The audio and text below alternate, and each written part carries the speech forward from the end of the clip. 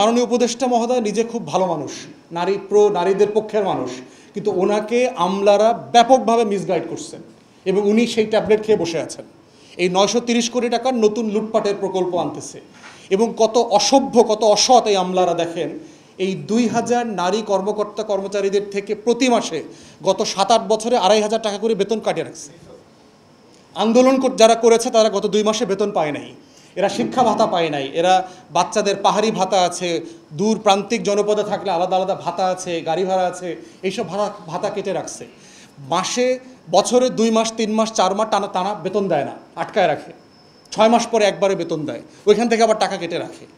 মানে কত বড় রাষ্ট্রটাকে কিভাবে লুটপাট করে এই আমলারা খাচ্ছে।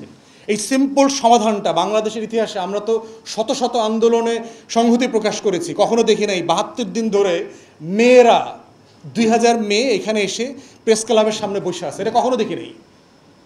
তাহলে এই রাষ্ট্র কিভাবে গণ অভ্যুত্থানের আকাঙ্ক্ষা বাস্তবায়ন করবে? সে আমলাতন্ত্র নিয়ে আমরা ঐকমত্য কমিশনে একদিন আলোচনা করতে পারি নাই, বারবার বলেছি।